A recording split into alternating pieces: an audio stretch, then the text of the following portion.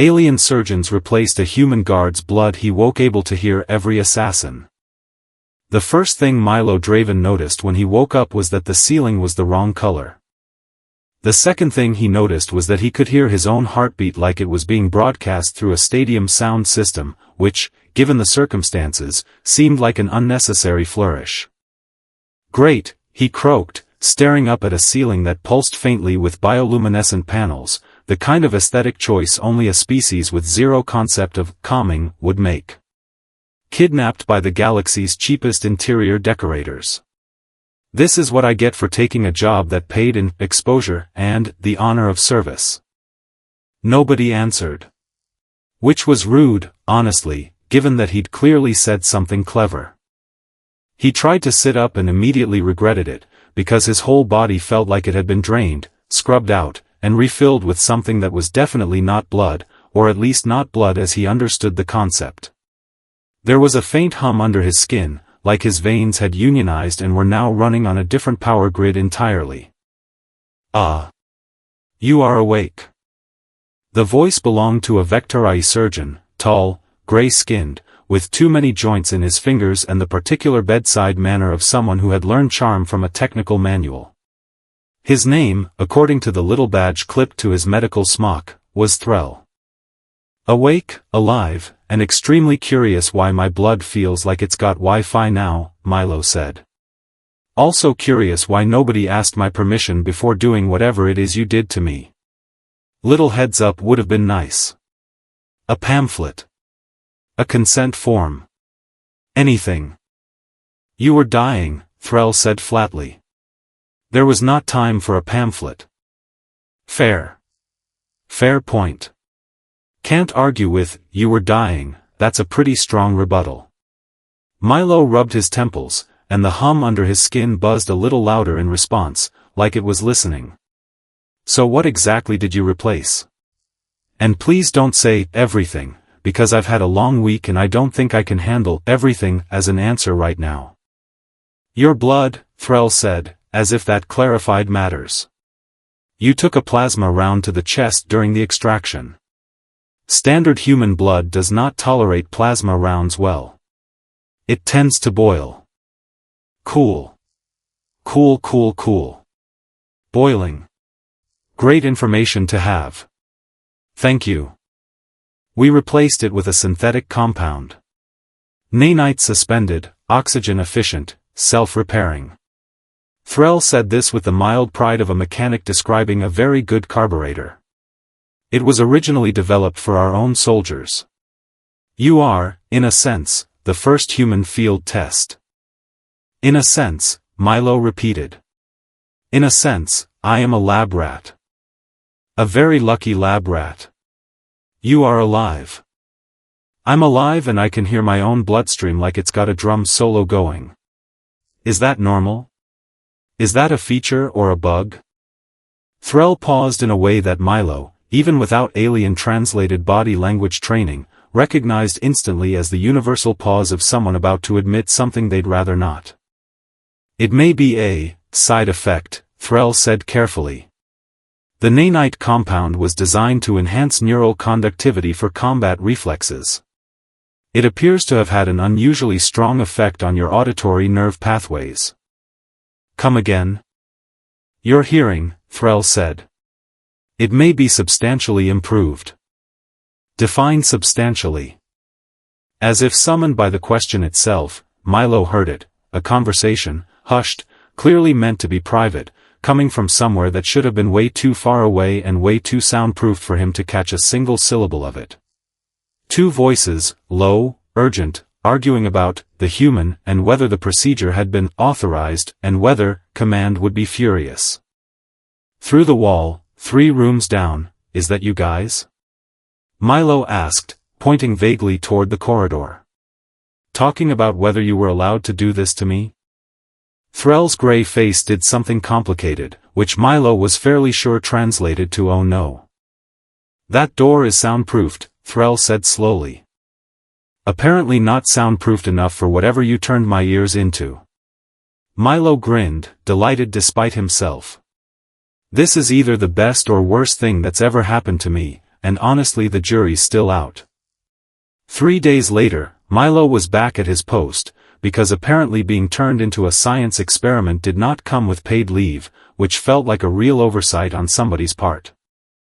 His job was simple, in theory: stand outside the private quarters of Ambassador Corvain Thessaly, a very important, very anxious alien dignitary brokering a treaty that, according to the mission briefing, could reshape the diplomatic future of the sector, which was the kind of sentence that made Milo's eyes glaze over but also made his paycheck slightly less insulting. "You've been weird since the hospital thing," said his fellow guard, a broad-shouldered woman named Petra Illich, adjusting her rifle strap. "Weird how?" "Weird how I can hear you chewing gum from 4 meters away, and it's honestly the worst sound I've ever experienced," Milo said.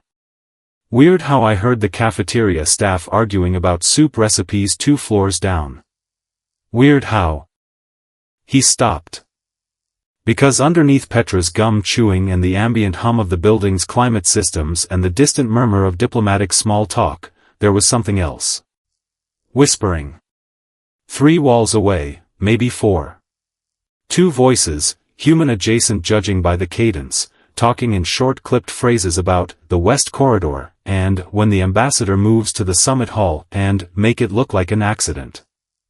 Milo's sarcastic internal monologue, which had been running more or less non-stop since he woke up with upgraded plumbing, went suddenly, uncharacteristically quiet. "Petra," he said. "I need you to trust me on something incredibly stupid sounding. Already regretting this conversation. There are people planning to kill the ambassador. Right now.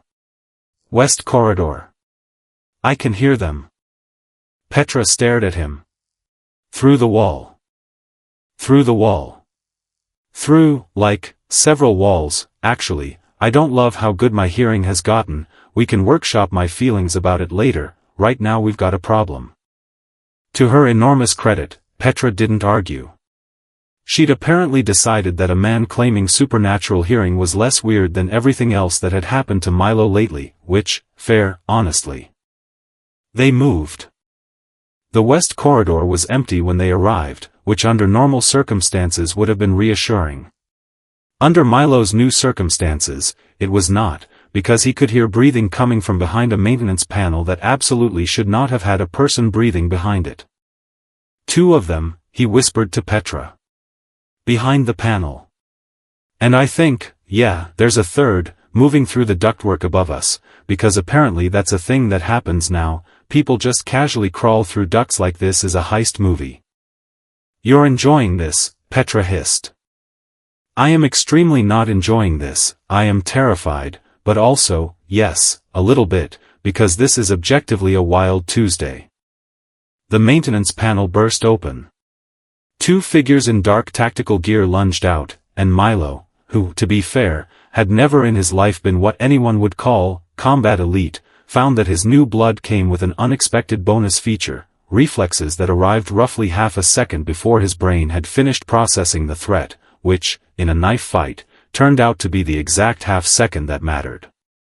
He ducked the first strike purely because he'd heard the assassin's shoulder shift before the blade even moved, twisted, and put the man into the wall with significantly more grace than he'd ever managed in guard training. "Didn't realize I signed up for superhero overtime," he grunted, blocking a second strike. "And nobody's paying me hazard pay for this, by the way. I want that on the record. Somebody's filing paperwork after this." Petra took the second assassin down the old-fashioned way, which was to say, extremely competently and without any commentary whatsoever, because she was a professional and Milo was, apparently, a professional with a podcast running in his head at all times.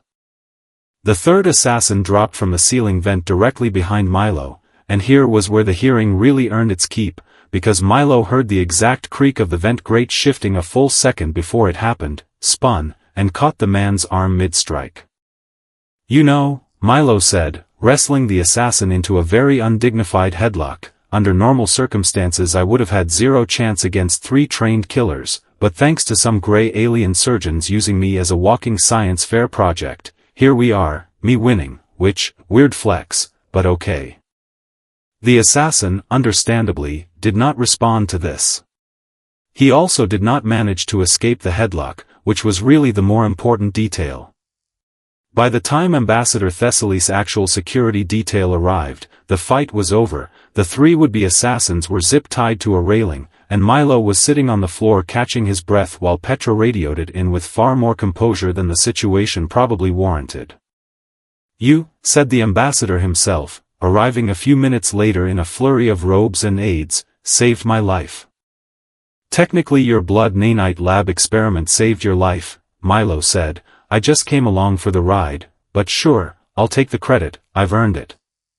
"The Vectorai surgical team will want to study this," an aide murmured, looking at Milo with the specific expression of someone eyeing a very interesting piece of equipment. "Absolutely not," Milo said immediately. "No more studying. I have been studied enough. What I would like, in exchange for foiling an assassination with my body, is a raise, hazard pay, and some very good earplugs, because I can currently hear a mosquito's entire life story from across a football field and it is not a fun time." Threll, who had appeared at some point during the chaos with the particular guilty posture of a man responsible for the situation, cleared his throat. "The auditory enhancement was, unintended," he offered. "Yeah, well, unintended or not, it just stopped 3 assassins, so maybe don't apologize too hard," Milo said, hauling himself to his feet. "Just, next time you decide to replace someone's blood with experimental nanite space juice, maybe lead with, 'Hey, this might turn you into a human satellite dish,' just as a heads up. For the paperwork. And the earplugs. I really do want those earplugs." Petra, holstering her weapon, glanced sideways at him. "You did good, weird ears." "Weird ears," Milo repeated, testing it out. "That's going on my tombstone at this point." The ambassador insisted on a commendation ceremony. Command insisted on a full medical review. The Vectorai insisted on further study, which Milo insisted right back on refusing, loudly, several times, to several different alien officials who all seemed baffled that he wasn't thrilled about being poked at again. In the end, he got the raise. He got, after considerable argument, a very nice set of custom noise-dampening earpieces that let him dial his hearing up or down like a volume knob, which honestly felt like the single greatest technological achievement of the entire encounter. And every night, lying in his quarters, listening to the quiet hum of his own upgraded bloodstream and the distant murmur of a station full of people who had no idea a guy with weaponized ears was standing between them and whatever the galaxy decided to throw at them next, Milo allowed himself exactly one genuine, unsarcastic thought. Could have been worse. Could have given me telepathy. Then I'd really never get any peace. Then he put his earpieces on, turned the volume down to 0, and finally got some sleep.